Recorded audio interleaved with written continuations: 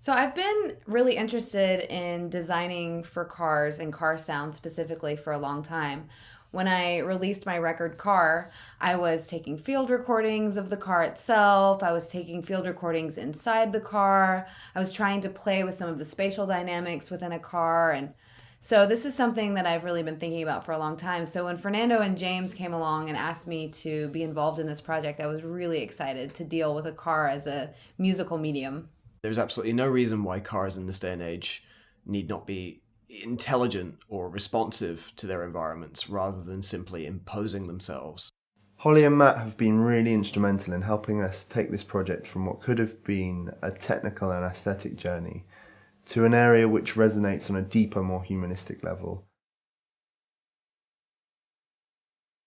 Now we have a really unique opportunity where we're no longer tied to the mechanical sounds that cars physically make. The advent of the electric car gives us a new opportunity to think about a different kind of sonic emission, which is what a car sounds like.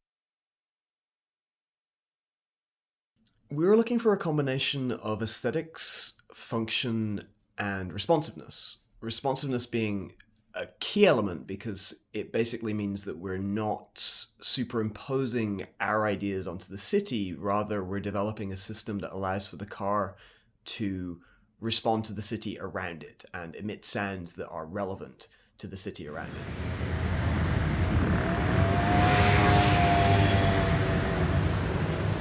This is beneficial in a number of ways, in the sense that it allows for the car to maintain maximum audibility, but also be optimally harmonious with its environment.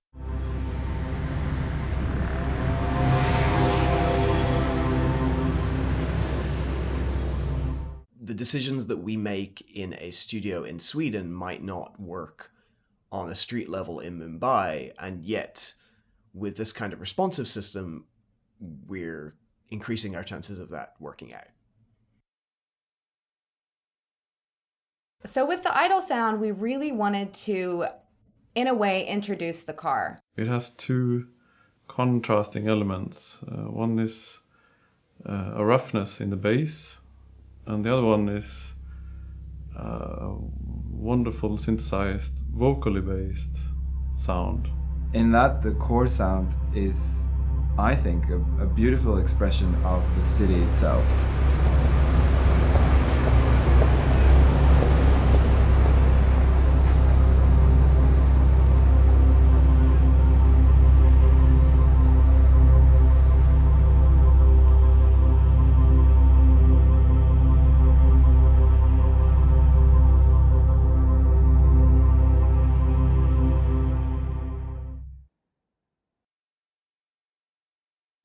Acceleration is really one of the most crucial sounds, especially to communicate to pedestrians and cyclists around the vehicle. For acceleration deceleration, we used two main cues. One was pitch shift, and the other one was sort of a panning noise, and the frequency of this panning noise indicated the speed. I think the really beautiful aspect of acceleration is this idea that you can use texture from going from a rough sound when slow, a rough grainy sound when slow, to a smooth and wind-like sound when at full speed. And then suddenly just going completely quiet. I think that boundary creates an experience that no other car can replicate.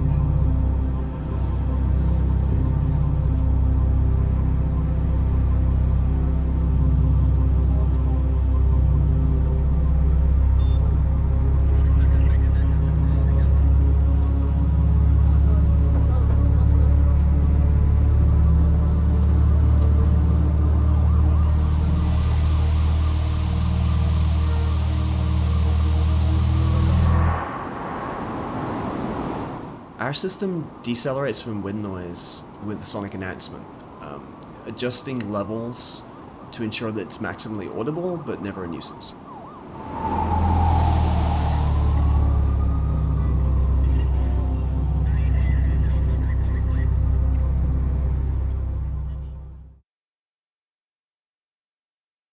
cars today communicate their movement in a very linear and two-dimensional way. It's either accelerating, decelerating, near or far.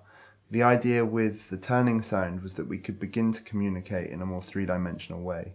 The designers would show up with a visual sketch of the sound. You had to really think about sounds that sound like a change in direction.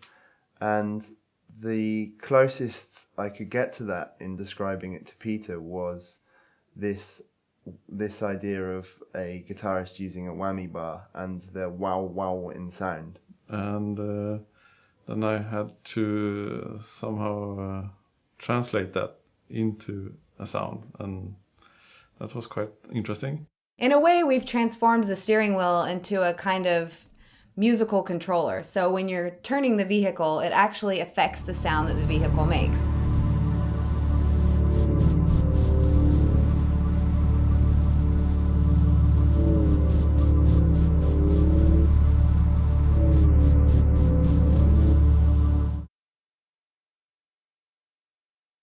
So due to the fact we're using directional speakers and only targeting people that need to hear the sound, we had greater flexibility to create something that specifically warned them. And not pollute the whole environment. It can find the best area of audibility and actually has a function.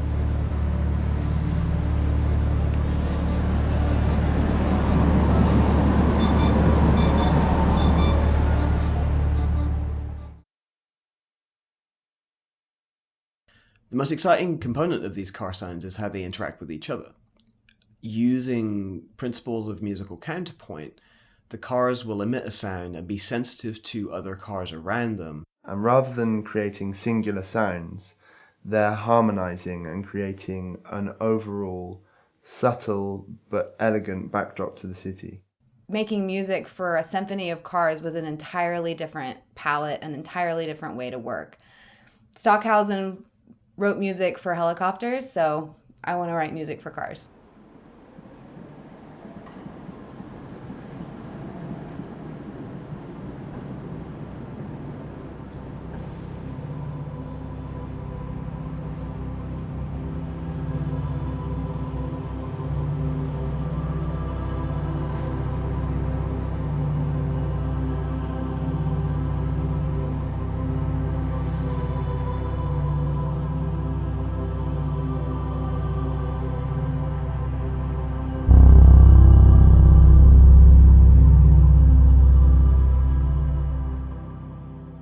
In the collaboration and in the laying out all the different points of view, we've really understood how design and creativity can push us to question how can we make cars as we know them today have a much more positive impact on the environment surrounding them.